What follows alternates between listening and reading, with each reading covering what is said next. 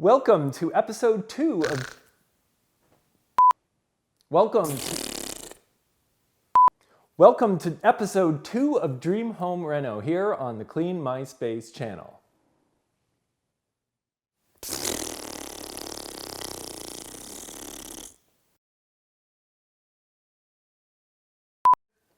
Welcome to episode... You're sick and you got all your spit all over me.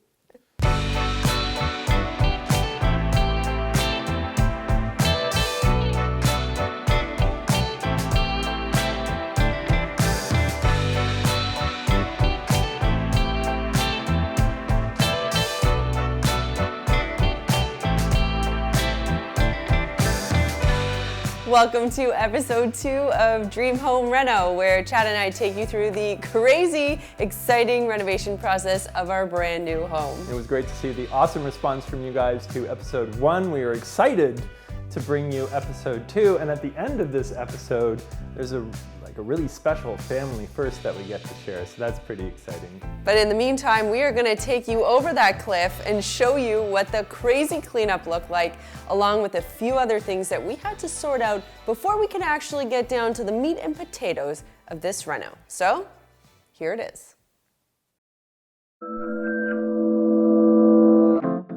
So back on the moon. You probably remember this is what our entire house looked like. Every single room that we were renovating was covered in a thick layer. A thicket. Of insulation. And the answer to the question, how did we get rid of it? Through the hard work and the elbow grease and just putting in time. That's all this was. There's and no you know secret what? to it, is there? Because we're in Canada, they use shovels. We're used to shoveling snow. They knew what they were doing. Those are actual snow shovels. And just room by room. There's a cleaning hack for you. If you're cleaning old insulation, use a snow shovel. We got rid of any of the excess screws in the roof. We took care of some more of the tiles in the floor, the bathroom. Carpet and under padding also had to go.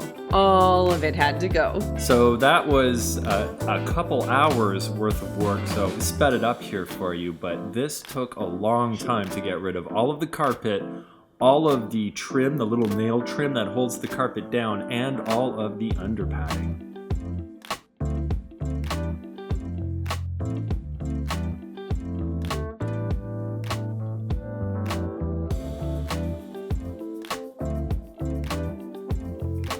Say it was about 30 degrees Celsius and we had no insulation, so it was H to the O to the T. It was really hot in the house, but that didn't stop these guys. They started getting on to building out our second closet. On the one side there is a closet with doors. This was a closet with sliding glass mirrored panels. We wanted to replace that with a closet which basically matched the other side. This made me very happy though when I saw them framing out, because of course I took this side because it's probably 4 inches bigger. It was literally an inch and a half bigger and you decided to pick that closet. It. Well, an extra inch and a half.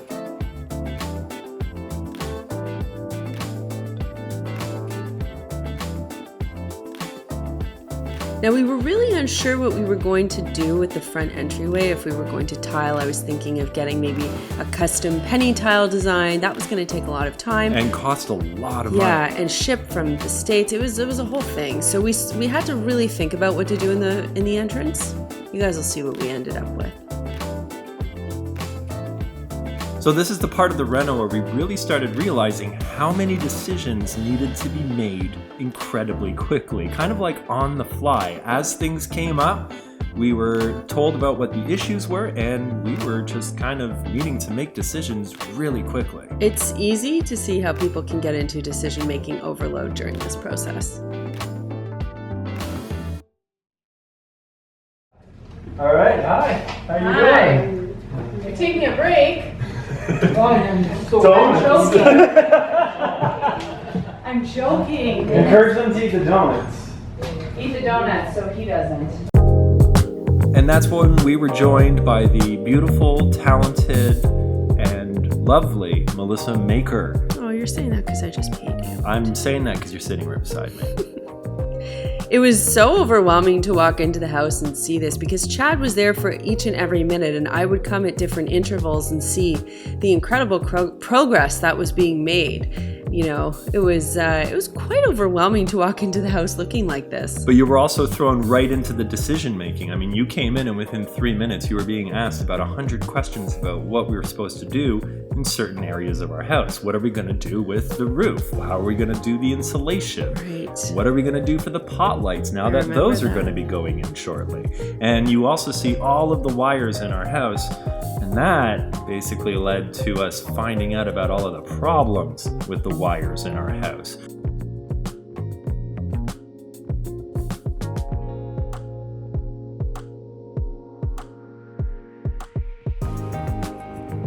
We went with a licensed master electrician, and he had to do a lot of repairs. It doubled our bill because we just had him come in to do pot lights. That's what he's putting up there with the blue barriers and the pots.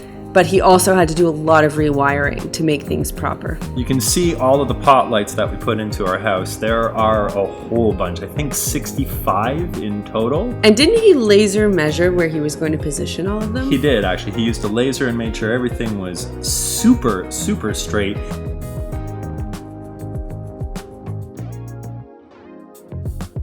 In each of the rooms, the guest room and this right here is Riley's room, there are now center light electric outlets, and that's exactly what you're seeing right now. So everybody has pot lights and then nice chandeliers as well. So that's kind of a fun design element that we allowed ourselves to pick for each room. Now with all of the pot lights ready to be installed, the one other thing that needs to be installed is the roof.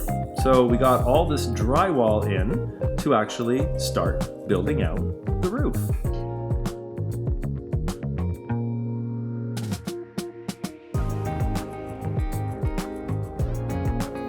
To prepare the ceiling, we had to put up an entire plastic layer before we put up the drywall. Well, I say we, like I did it, before these guys put up the ceiling drywall. So that's what's going on here with the plastic. All right, they have framed out Melissa's future closet, which she's going to fill with clothes. I'm glad that was easy for us to decide. And this is the guest bathroom, and this is the very first fixture installed in our house. It is a bathtub that we picked up from Home Depot, a deep dish tub, if you will. A deep soaker, deep dishes for pizza. And hey, look, there's no more carpet near the toilet.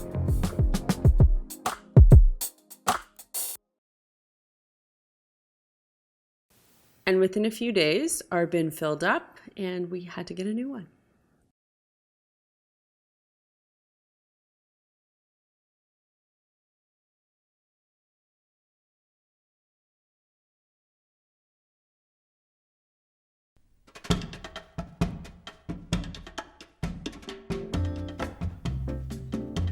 I love how you had to do a giant tile run and you didn't take out the stroller. There was a lot that had to go in there. Well, and I also managed to fit a stroller in there, but we managed to fit all of the tiles that are going to be going into our master bathroom and our guest bathroom. Oh, you guys are gonna love the master bathroom. I cannot wait to show you. No spoilers though. Okay.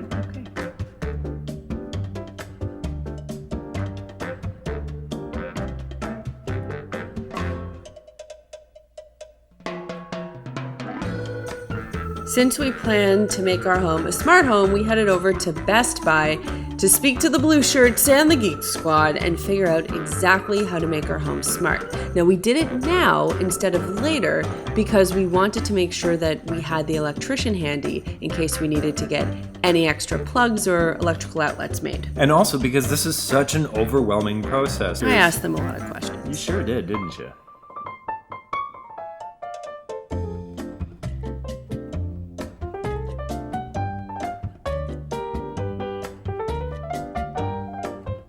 And while Melissa went to the Geek Squad to schedule some installation services, I decided to go searching for the biggest TV I could find.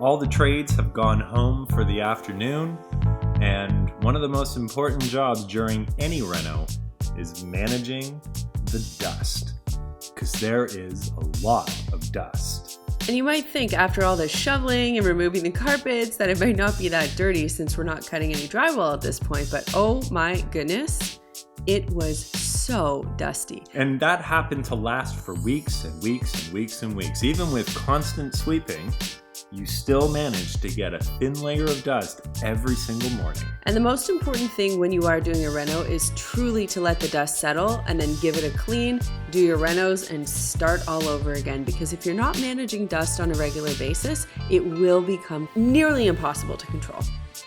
So that's what I decided to do. Every day after the guys left, I grabbed my broom and gave a good old sweep. You gave a good old sweep, did you?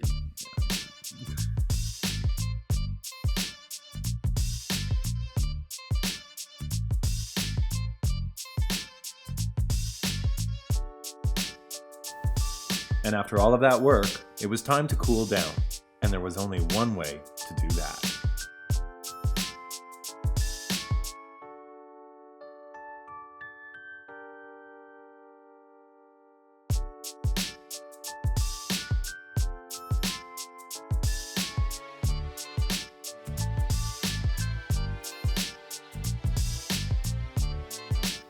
One of the reasons we fell in love with this house is because it had a beautiful swimming pool in the backyard. And as soon as we saw it, we could envision our summers being spent in this backyard, swimming in this pool.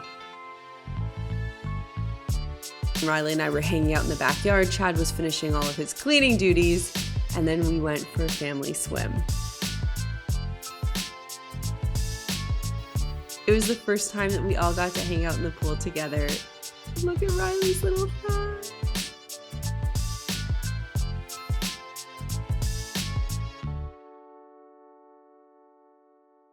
What better way to end an episode of Dream Home Reno than with little baby Riley in her pool, her natural habitat, because goodness me, that little girl loves swimming. She does, and we take her to swim classes every Sunday. Chad goes in the water with her, and I just sit on the sidelines and cheer them on.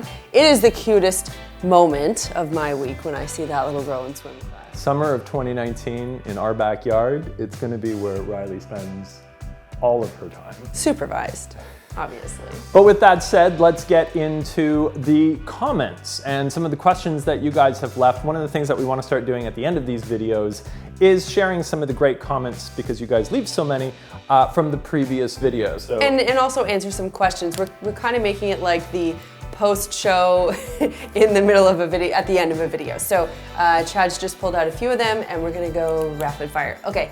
All right, so first, why didn't they go into the attic and vacuum out most of the insulation first, then take down the ceilings? So much less mess that way. And you're right, so much mess, less mess. But I feel like you'd need a vacuum the size of a spaceship in order to do that, because there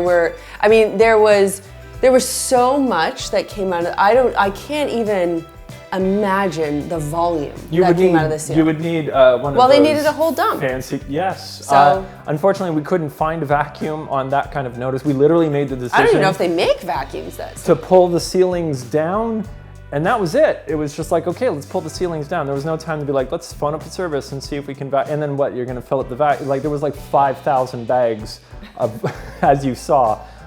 So I don't think the vacuum thing was going to work, but thank you for asking. But it makes sense. Your thought process, that's where I would have gone to. And that's why I decided to share it.